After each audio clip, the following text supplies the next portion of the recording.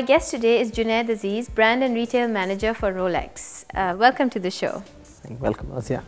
I want to start by asking you, of course, you graduated from the IBA, but then you went and did your master's in Milan in a very specific sort of field, which was luxury brand management. Yes, it was actually an MA in creative management, which is the idea behind it is how to put designers and managers, people who design great watches, people who design exquisite jewelry, and people who market them actually, who have to look after the brands. So the school came up in Milan. It's run by the Richemont group, which happens to be the largest luxury group in the world. They own about 17 brands in the luxury industry. So they have this school in Milan where they teach designers and managers. So yes, I was there for a year. And even while you were there, I mean, you worked on brands like Ferrari and... It was part of a project, yes. Yeah. We were actually, we had a project from Ferrari to design their watch. A Tifosi watch. They wanted to come out with a watch which translated all of Ferrari's values onto your wrist. So there's a brand called Panerai, very, very fine Italian watches. It's probably one of the most coveted watch brands at the moment. Panerai was doing a project for Ferrari to come up with their watches. So we actually got to work on that project. And then after, I mean, that must have been quite an Yeah, spent 2 days in Maranello, spending time there, understanding Ferrari as a brand, and then how you can marry it with a watch brand. Because there have been watches and cars, people who are in the industry, we've now realized that pretty much the same aspirations which go into a car lover and a watch lover. It's the same. Yeah, so over a period of time, there's so many watch and car brands which have associated themselves. There is Aston Martin does a watch with JJ LeCoultre, Panerai does a watch with Ferrari now, and there have been others in the past also. IWC does a watch with Mercedes. So it was one of those projects. It was fabulous. And after that you moved to Geneva. What were you doing there? I was interning. I was training at Vacheron Constantin. Happens to be one of the best, I believe, one of the best watchmakers in the world.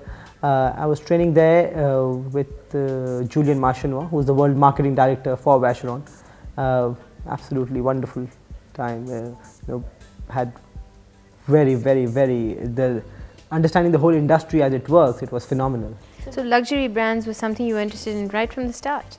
I've always liked beauty in all its forms. And I guess that's one thing which is consistent with every luxury offering, be it watches, be it jewelry, be it leather. And beauty is something which is consistent in all. So I've always liked that. I've always wanted to know how this thing works. Karl Marx once said, "Tell me what you do and I'll tell you who you are." So I guess I always wanted to be part of this whole creative process which ends up being translating into a beautiful piece of either jewelry or watch or whatever. Of course, and that's what brought you to Wilson's, but we'll talk about that in a minute. First, I want to talk about your short experience with Dawn. You worked with the media group Dawn for a while. Yes, I was at Dawn. I worked there for the best part of a year, probably more than a year. I was working directly with Mr. Hamid Haroon.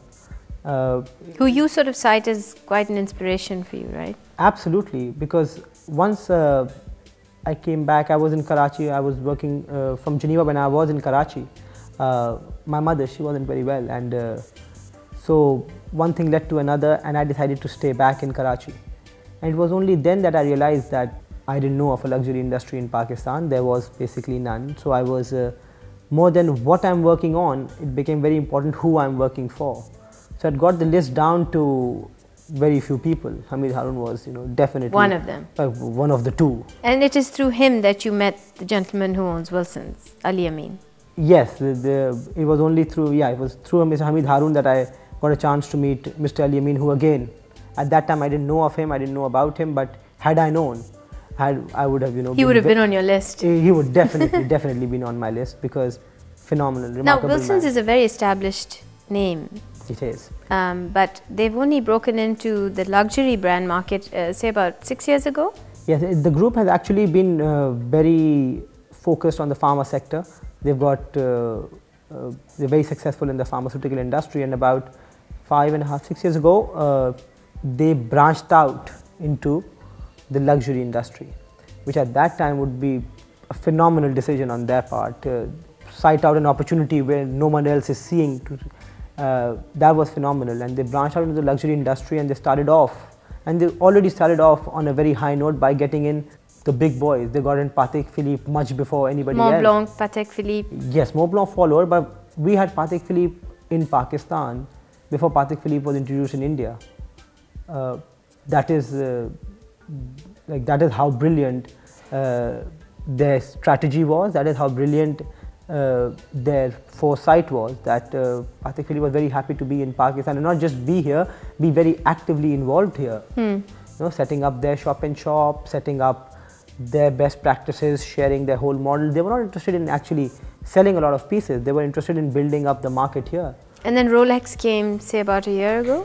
Rolex came here about 2007. Rolex was here in 2007, yes. And now this is an official... yeah, this is we are. You have to come to a boutique to know that. But once you step in, people, it's very gratifying when people come in and they just look around and they say, "Wow." It doesn't feel that we're in Pakistan. It's equitable with any Rolex store anywhere in the world, right? It's equitable with any Rolex boutique anywhere around the world. There are Rolex stores, there are retailers who sell Rolex. But this is a boutique. Right. This is a Rolex boutique where you would, where brand values are supposedly transferred at their best, where your experience would count for so much more.